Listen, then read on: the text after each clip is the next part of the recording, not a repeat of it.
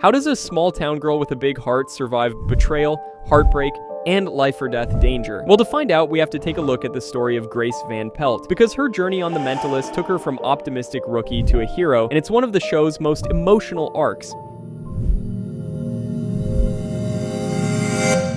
Grace Van Pelt grew up far from the California crime scenes she'd one day investigate. She was born and raised in a small farming town in Iowa with a father who coached football. That wholesome Midwestern upbringing shaped Grace into an earnest, optimistic young woman with a strong Christian faith. She often challenged Jane in the beginning about his ignorance towards spirits, life after death, and religion. There is no more. There is no other side. This is it. Lobster and bread rolls and nautical kitsch. And then, nothingness. You poor, sad man. Kingdom of God is a real place. But beneath that wholesome exterior, Grace carries hidden wounds. Patrick Jane sensed she held back emotionally because of some unspoken trauma in her past. Once, Grace talked a suicidal woman down by referencing her own sister's suicide, but then immediately denied having a sister. My sister, she was just like you. I don't want to hear this. She wanted it to be over. Can I ask you something? I don't have a sister. No. I didn't remember one. We never get the full story, but it makes you wonder if that tragedy drove Grace to protect others from similar pain, a heavy burden for someone so young that would shape her journey. Moments like that hint at real heartbreak in her past that she rarely discusses. Still, it's easy to picture young Grace riding horses on her family farm, living a simple life before the darkness ahead. Her wholesome values gave her a big heart and a desire to help others. But that trauma also made her a bit guarded. With this mix of compassion and caution, Grace left Iowa to join the CBI, carrying her ideals into the world of crime solving. Little did she know, those values and her unresolved pain would soon be tested by the dangers of law enforcement. Grace's journey at CBI begins as a wide-eyed rookie fresh out of the academy. In a flashback, Wayne Rigsby picks Grace's file from a stack of new graduates because he likes her. Like this one. She's cute and out of your league. Which is an early hint of his coming crush. The pilot episode shows Grace on her first day, eager to impress and do good work. She quickly proves herself as the team's go-to tech expert, skilled in computers and hacking. Grace often works cases with Rigsby or Teresa, learning from their experience while bringing her own fresh skills to the table. As a newcomer, Grace is well liked by the team. She calls Teresa boss out of respect, and she even lets her lead an interrogation early on, despite her lack of experience. These early days are exciting but nerve-wracking for Grace, who takes her role seriously. She's earnest about following the rules and doing right, yet tougher than she looks. In one case, Grace is even shot, giving everyone a scare, but she got out fine. Teresa's distress, "Don't you do that to me again," Don't ever do this to me again. No problem. shows how quickly Grace became part of their family. As the rookie of the group, Grace learns the ropes on the job, adapting to Patrick Jane's unorthodox methods and the harsh realities of crime solving with determination. By the end of her first year, Grace has found her place, like she's no longer just the new girl, but a trusted member of a team that genuinely cares about her. Working alongside Patrick Jane is an adjustment for Grace at first. He plays by his own rules and loves mind games, which is a sharp contrast to her by-the-book approach. But over time, Grace learns to trust Jane's instincts and appreciate his antics. She might roll her eyes at his schemes at first, but after seeing them work, she becomes one of Jane's staunchest supporters. They develop a sibling-like friendship. He loves to mess with her, and she gives as good as she gets, though they clash over things like the afterlife. As Grace gains experience, she becomes more confident in her own instincts too. She takes failure hard. Like when a witness under her protection was killed, Grace was racked with guilt, but she learns from it. In another case, she kept her cool while a hitman hunted her and a witness, proving she's tougher than anyone guessed. Grace also picks up a few tricks from Jane. In one encounter with cult leader Brett Stiles, she catches on to his mind games and flatly tells him he's good, but not as good as Jane. You're good. Not as good as Jane, but good. Moments like that show how far Grace has come from the nervous rookie. She trusts Jane's methods and has grown into a sharp investigator in her own right. Grace grows into a self-assured agent. She blends her compassion with Jane's savvy and is not hesitant to speak her mind or take charge when she needs to, knowing Jane and the team always have her back. However, this is where things start to turn darker for her.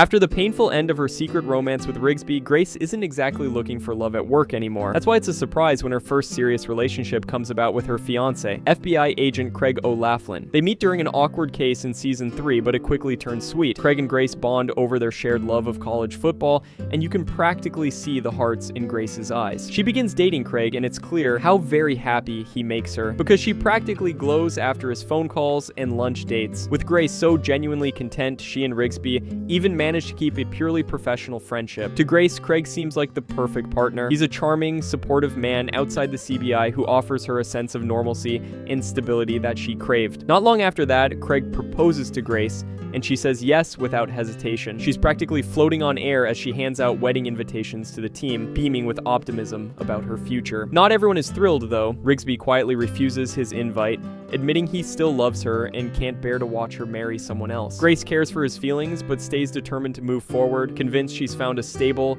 loving partner and a much-needed fresh start, not knowing what's going to happen next. The happy bubble of Grace's engagement bursts in the brutal way when O'Laughlin is unmasked as a mole for Red John. In the season 3 finale, they identify him as one of several suspects in Red John's network. Grace denied in the beginning that O'Laughlin could be a traitor and that she trusts him completely. And when another agent falls under suspicion, Grace even warns Craig that he is on the suspect list trying to protect him. Unknowingly, she gives Red John a heads up. When Jane and the team set up a trap at Hightower's safe house, Craig insists on accompanying Grace there. And that's when the betrayal explodes into violence. He suddenly pulls out a gun and murders the guards, then pulls a gun on Grace herself, revealing himself as Red John's inside man. Grace is beyond shock. The man she loved is pointing a gun at her. In that instant, her world collapses. He shoots Lisbon, wounding her, before Grace and Hightower manage to gun him down. As O'Laughlin lies dying, he rips off the necklace he had given Grace, a cruel final gesture that shatters her. Grace breaks down in this scene. In that devastating moment, all her hopes are destroyed. Her engagement ends in blood and trauma, leaving Grace heartbroken, horrified, and blaming herself for trusting him so completely. The aftermath of O'Loughlin's betrayal leaves Grace deeply traumatized. In season 4, she insists she's fine, but her friends see cracks. She even went to therapy, yet she remains on edge. She throws herself into work to appear normal, but the pain still seeps out. In one case, Grace loses her temper and roughs up suspects, prompting Lisbon to confront her over complaints of excessive force. Put your hands behind your back. No! Okay, I'll take it from here. Come on. You need to tell me what's going on, whether or not I can count on you. Of course you can. Why would you even ask me that? She denies anything's wrong, but everyone knows she's not the same. It's in this season, I felt bad for her. Seeing her so traumatized and trying to get out of it was a really hard watch. Privately, Grace is racked with grief, anger, and guilt. The engagement ring is gone, but she still wears the emotional scars. When O'Loughlin's necklace is returned, Grace hallucinates her dead fiancé speaking to her. She knows the visions aren't real, but they underscore her internal turmoil. Rigsby is especially worried when Grace briefly goes missing, and when she is found safe, he hugs her in relief. Grace confides in Jane about her haunting visions of Craig. She asks if he ever talks to his late wife or sees her, and indirectly admitting her own ghostly visits. Jane gently advises her on letting go, and Grace takes it to heart. You can try to forget it, or you can learn to live with it. In a symbolic move, Grace hangs Craig's necklace on a bouquet of flowers, deciding to let the past go. This was the start of Grace's healing. Don't forget that she still bears scars of the betrayal, but by facing her pain, Grace begins to reclaim herself. Grace and Rigsby's romance takes years to finally pay off. If you remember, they start off with innocent flirting and secretly date in season 2, despite rules against office relationships. It's bliss until their boss finds out and forces an ultimatum: break up or quit. Grace tearfully ends it, leaving them both heartbroken. For years, they try to move on. Rigsby dates someone else, even becomes a father, while Grace buries herself in work. They stay friends and partners, but by season 5, it's obvious they still love each other. In fact, when Grace returns from an out-of-town training, Rigsby greets her with an orchid, which is a sign his feelings never faded. Finally, an undercover assignment brings it all out. But things have changed since then. We're not the same. And that's okay. I like who I am now. I like who you are.